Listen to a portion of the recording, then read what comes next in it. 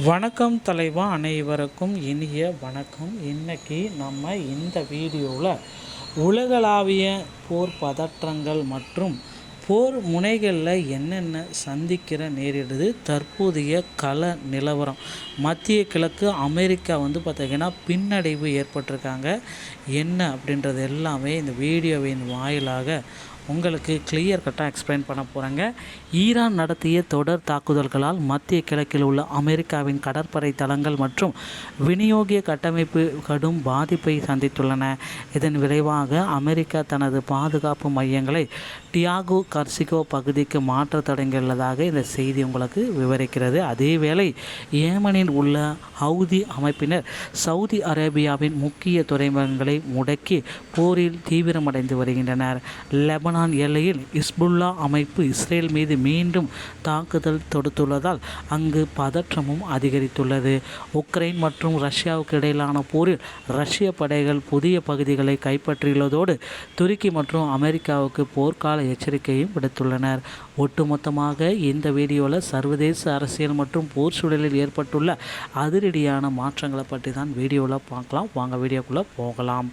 So இந்த போர் முனையோடைய ஒரு மிகப்பெரிய ஒரு சுருக்கமாக சொல்லணும் அப்படின்னு பார்த்தீங்கன்னா, கடற்படைகள் எல்லாமே பின்னடைவில் இருக்காங்க. வளைகுடாவில் அமெரிக்க தளங்கள் மீதான தாக்குதல், டியாகோ கர்சியாவை நோக்கியும் தாக்குதல், லெபனான் செங்கடல் இஸ்ரேல் இஸ்புல்லா மோதல் வெடிப்பு வந்திருக்கு.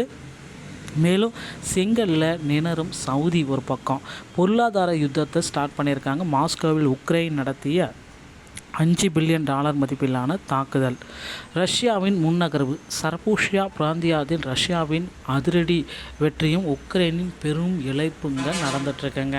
ஸோ பக்ரைன் 5வது கடற்படை தலைமையகம் மற்றும் ஐக்கிய அமீரக துறைமுகங்கள் ஈரான் தொடர் தாக்குதலால் செயலிழந்திருக்கு. அமெரிக்க கடற்படை மற்றும் ஆப்ரகாம் லிங்கன் போர்க்கப்பல் விநியோகங்கள் பிரிட்டிஷ் கட்டுப்பாட்டில் உள்ள டியாகோ கர்சியா தளத்திற்கு மாற்றப்பட்டிருக்குங்க. ஸோ ஈரானிடமிருந்து இந்த 4000 கிலோமீட்டர் தூரம் சென்று தாக்கக்கூடிய பாலிஸ்டிக் ஏவுகணைகள் உள்ளதா என்பதை அமெரிக்காவின் தற்போதைய மிகப்பெரிய கவலை. பிரிட்டனுக்கான ஈரானின் நேரடியான ஒரு எச்சரிக்கை கொடுத்துருக்காங்க. அமெரிக்காவுக்கோ இஸ்ரேலுக்கோ உள்ள கடல் மற்றும் வான்வெளி அல்லது துறைமுகங்களை பயன்படுத்தி அனுமதித்தால் உங்கள் தளங்களும் இலக்காக கருதப்படும் அப்படின்றத இவங்க ஒரு பக்கம் எச்சரிக்கை விடுத்திருக்காங்க. அமெரிக்க கடற்படையோடைய பின்னடைவு, வளைகுடாவை விட்டு வெளியேறத ஒரு முடிவு பண்ணியிருக்காங்க. போர்க்கப்பல்கள் மற்றும் ஆயுதங்கள் மற்றும் எரிபொருள் வழங்கும் பிரதான கட்டளை மையத்தை அமெரிக்கா தற்பொழுது பிரிட்டனின் கட்டுப்பாட்டில் உள்ள டியாகோ கர்சிகா தீவுக்கு உடனடியாக மாற்றியிருக்காங்க. இந்த 4000 கிலோமீட்டர் சென்று தாக்கக்கூடிய பால்டிக் ஏவுகணை இருக்கா அப்படின்றத இவங்களுடைய செக்கிங் ப்ராசஸில் ஒன்று. ஈரானுடைய ராஜதந்திரம் ஒட்டுமொத்தமாக பார்த்திங்கன்னா போரை நிறுத்தலாமா, ஆயுதங்கள், எரிபொருள், தளவாடங்கள் மத்திய கிழக்கில் உள்ள அமெரிக்காவின் தளங்களில், மத்திய கிழக்கில் உள்ள அமெரிக்கா தளங்களில் காசா, லெபனான், சிரியா மற்றும் ஈராக் போர்களுக்கான முக்கிய விநியோக நபராக செயல்படுகிறது. இந்த விநியோக மையங்களை அழிப்பதன் மூலம் போரை நிறுத்துவதற்கான அழுத்தத்தை ஈரான் கொடுத்துக்கிறது. அனைத்து போர் முனைகளிலும் முழுமையான போர் நிறுத்தம் ஏற்பட்டால் மட்டுமே பேச்சுவார்த்தை சாத்தியம் என ஈரான் திட்டவட்டமாக இந்த தகவலை குறிப்பிட்டிருக்காங்க. செங்கடலில் மிகப்பெரிய ஒரு நெருக்கடி, ஹவுதிகளுடன் ஹவுதி ஒரு பக்கம் பார்த்திங்கன்னா திணறிட்டு இருக்காங்க. ஹவுதிக்கான வீரியமான தாக்குதல் மற்றும் ஏமனிலிருந்து முக்கிய மோச்சா துறைமுகம் இழுத்து மூடப்பட்டிருக்கு. அமெரிக்காவுடைய விமானம் தாங்கிய கப்பல்களை பின்வாங்கிய நிலையில் ஹவுதிகளை எதிர்கொள்ள முடியாமல் சவுதி அரேபியா திணறுகிறதுங்க. சனா விமான நிலையம் மற்றும் ஹைடா துறைமுகத்தை சவுதி தாக்கியதற்கு ஹவுதிகளின் நேரடி பதில் இதுவாகும். ஸோ வடக்கு முனையில் பார்த்திங்கன்னா ஒரு கொதி நிலை. 2.5 மாதங்களுக்கு பிறகு வெடித்த மோதல் இந்த இஸ்புல்லாவின் தாக்குதலா இல்லை இஸ்ரேலினுடைய பதிலடியா?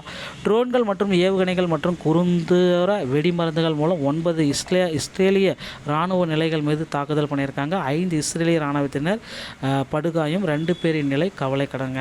ஸோ இஸ்ரேலுடைய பதிலடி அப்படின்னு பார்க்குறப்ப அப்பாவி லெபனான் மக்கள் வசிக்கும் 20 மாதிரி குடியிருப்புகள் மீது குண்டு வீசியிருக்காங்க. 3 லெபனானியர்கள் பலி, 10 பேர் பார்த்திங்கன்னா படுகாயம் அடைஞ்சிருக்கிறதா தகவல்கள் வந்திருக்கு. இப்படி 9 அதிரடி தாக்குதலாக இவங்க கொடுத்துருக்காங்க போர் முனையில். ஸோ பழிவாங்கப்படும் பொதுமக்கள் மனித உரிமை மீறல்களாம்.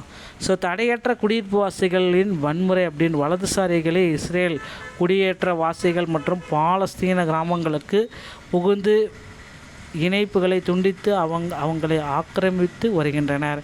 இஸ்ரேலும் நானும் போலீஸ்தாரின் சாவடிகள் அருகாமையில் இருந்தும் இந்த இன அழிப்பு தடுக்க தவறியது மட்டுமல்லாமல் அவர்களின் உருக்குவதற்காக மனித அமைப்புகள் இது குற்றச்சாட்டிருக்காங்க.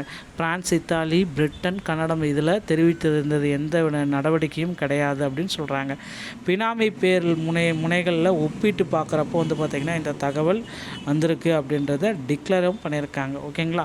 ஸோ உக்ரைனுடைய பொருளாதார தாக்குதல் அந்த லெபனான்ஸ் பார்த்திங்கன்னா முடக்கம் $5 பில்லியன் உக்ரைன் ஒரு பொருளாதார தாக்குதலில் கொடுக்க போகிறாங்க. ஸோ ஹிஸ்புல்லா ஏவுகணை மற்றும் ட்ரோன் தாக்குதல் நடத்தணும் அப்படின்னு சொல்கிறாங்க. உடனடி தாக்குதல் பார்க்குறப்ப இஸ்ரேல் இராணுவ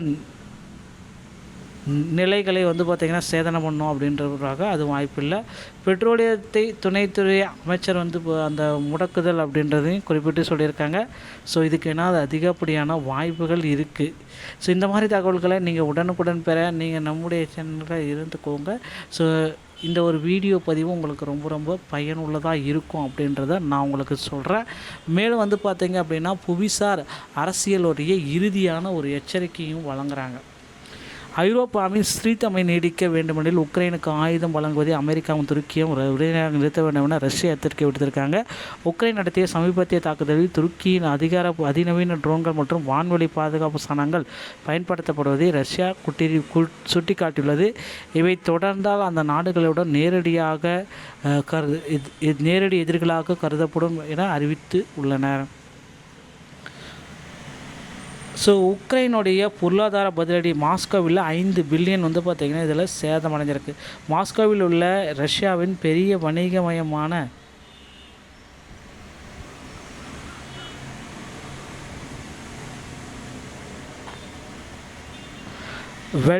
வெல்பரிஸ் கிரங்கு மீது உக்ரைன் அதிக தாக்குதல் பண்ணியிருக்காங்க. ரஷ்யாவின் சில்லறை விற்பனைகளில் 20% முற்றாக நாசம். உணவுப் பொருட்கள் உட்பட சுமார் $5 பில்லியன் பொருட்கள் பார்த்திங்கன்னா எரிந்து நாசம் பண்ணியிருக்கு அப்படின்றத குறிப்பிட்டு சொல்கிறாங்க. ஸோ இப்போ பார்த்திங்கன்னா அடுத்த தகவல்களை நம்ம உங்களுக்கு சொல்லலாம். ஈரான் விஸ் அமெரிக்கா அப்படின்னு நம்ம பார்க்குறப்ப விநியோக முறைகளில் கொடுக்கணும் அப்படின்றத குறிப்பிட்டு சொல்லியிருக்காங்க. ஆயுதங்கள் இறுதி இலக்கு அப்படின்னு நம்ம பார்க்குறப்ப இதை அவங்க குறிப்பிட்டிருக்காங்க. ஈரான் அந்த அமெரிக்கா பார்க்குறப்ப ஈரான் முடுக்கம் பண்ணியிருக்காங்க. பால்ஸ்டிக் ஏவனைகளை ஆக்டிவேட் பண்ணியிருக்காங்க. ஸோ இதுதான் தற்சமயம் பார்த்திங்கன்னா இந்த இடத்துல நடந்திருக்க ஒரு போர் பதற்றமான சூழ்நிலை தான் நீங்கள் பார்த்துட்ருக்கீங்க. ஸோ $5 பில்லியன் மாஸ்கோவில் உள்ள ரஷ்யாவின் மிகப்பெரிய வணிக வளாகமான வெல்பரிஸ் கிடங்கு மீது உக்ரைன் அதிரடி தாக்குதல் நடத்திருக்கு. ரஷ்யாவின் செல்ல விற்பனை நிலையம் கொள்ளளவில் 20% முற்றாக நாசம். உணவுப் பொருட்கள் உட்பட சுமார் $5 பில்லியன் பார்த்திங்கன்னா இப்போ லாசத்தில் இருக்குது. ஸோ விரைவில் பார்த்திங்கன்னா இதை சிமுக பண்ணணும் அப்படின்றதுக்காக ஒரு அப்டேட்டை நமக்கு கொடுக்குறாங்க. ஸோ இந்த மாதிரி தகவல்களை நீங்கள் உடனுக்குடன் பெற நீங்கள் நம்முடைய சேனலோட இணைந்தீர்கள். மீண்டும் ஒரு நல்ல தகவலோடு நான் உங்களை சந்திக்கிறேன். நன்றி, வணக்கம், தேங்க்யூ.